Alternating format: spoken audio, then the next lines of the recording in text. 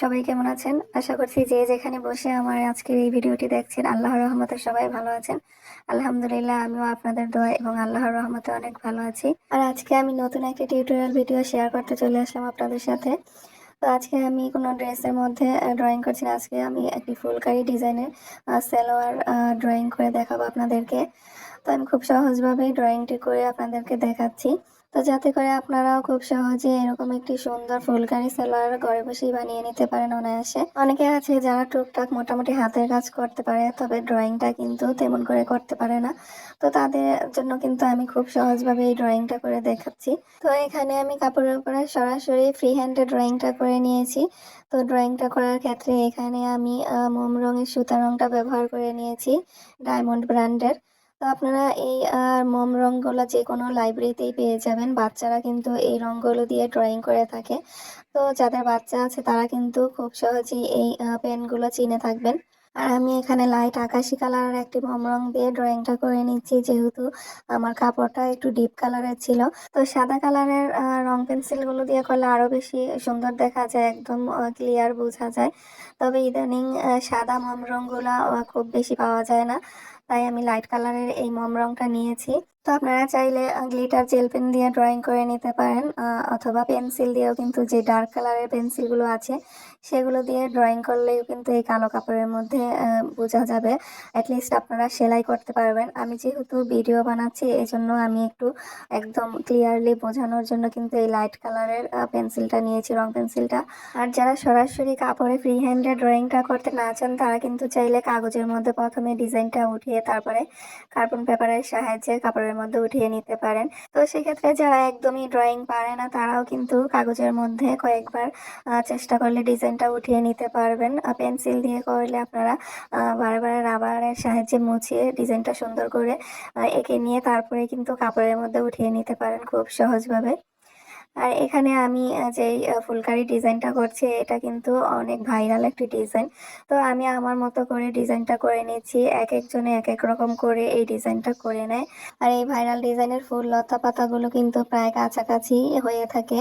তো এক একজন এক একভাবে মডিফাই করে কিন্তু ডিজাইনটা করে থাকে। আপনারা চাইলে আমার এই ডিজাইনটি সেম টু সেমও করে নিতে পারেন, চাইলে আমার এই ডিজাইনটি দেখে কিন্তু একটু ভিন্ন ধরনের নিজের মতো ক্রিয়েটিভিটি এনেও করে নিতে পারেন। তো এর আগের ভিডিওগুলোতে আপনারা যে কুর্তি সেটগুলো দেখেছেন আমার চ্যানেলে, তো সেখানে আমি যেই সালোয়ারের ডিজাইনটা করেছি সেটা কিন্তু একটু অন্যরকম ডিজাইনের ছিল। আর এটা কিন্তু সম্পূর্ণ নতুন একটি ডিজাইনে আমি এঁকে আপনাদের দেখাচ্ছি।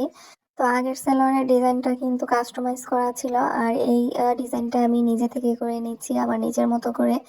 তো আপনারা চাইলে কিন্তু সেই ভিডিওগুলো দেখে নিতে পারেন। তো ওই সালোয়ারের ড্রয়িং ভিডিওটা কিন্তু কুর্তির যে ড্রয়িং ভিডিওটা আছে সেটার সাথেই কিন্তু দেওয়া আছে, আপনারা চাইলে সেই ভিডিও দেখে করে নিতে পারেন। তো অনেক আপুরে আবার কাপড় সম্পর্কে জানতে চান, তো কাপড় নিয়ে কিন্তু এর আগে আমি আরো দুইবার ভিডিও দিয়েছি। তো আপনারা কিন্তু আমার চ্যানেলে গিয়ে প্লেলিস্ট নামক একটি অপশন আছে, সেখান থেকে কিন্তু আমার যে আমি বিভিন্ন ধরনের ভিডিওগুলো দিয়ে থাকি, হাতের কাজ, কুশি কাটার কাজ, গজ কাপড়ের ডিজাইনার ড্রেস, তো সেগুলো কিন্তু সবগুলোই আলাদাভাবে প্লে লিস্ট নামক অপশনে সেট করা আছে।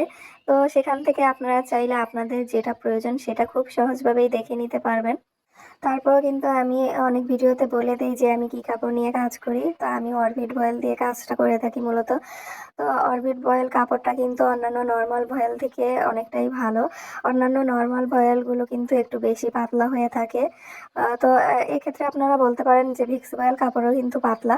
তো ভিক্সি ভয়েল কাপড় পাতলা হলেও কিন্তু সেটার মানের দিক থেকে অনেকটাই ভালো। আর অন্যান্য যে নর্মাল ভয়েলগুলো আছে সেগুলো কিন্তু পাতলা, আপনার ওয়াশ করার পরে কিন্তু একটু একদম তেনা তেনার মতো হয়ে যায়। তো দেখা যায় যে হাতের কাজগুলো কিন্তু অনেক টেকসই হয়ে থাকে, এবং শখের বশেই কিন্তু অনেকে হাতের কাজের ড্রেসগুলো কিনে থাকে বা করে থাকে। তো হাতের কাজগুলো টেকসই হলেও দেখা যায় যে আপনার কাপড়টা কয়েকদিন ইউজ করার পরে নষ্ট হয়ে যাচ্ছে। তো সেক্ষেত্রে অরবিট ভয়েলটা কিন্তু অনেকটাই টেকসই, একটু অন্য ভয়েল থেকে একটু মোটা হয়ে থাকে। আপনারা আবার ভাবতে পারেন যে এটা পবলিন কাপড়ের মতো মোটা কিনা, একদমই না। এটা কিন্তু ভয়েল, একদম আরামদায়ক একটি কাপড়। তো আশা করি আপনারা বুঝতে পেরেছেন। অনেক ভিউয়ার্সরা আবার কমেন্টস করেন যে আপু কিভাবে অর্ডার করব।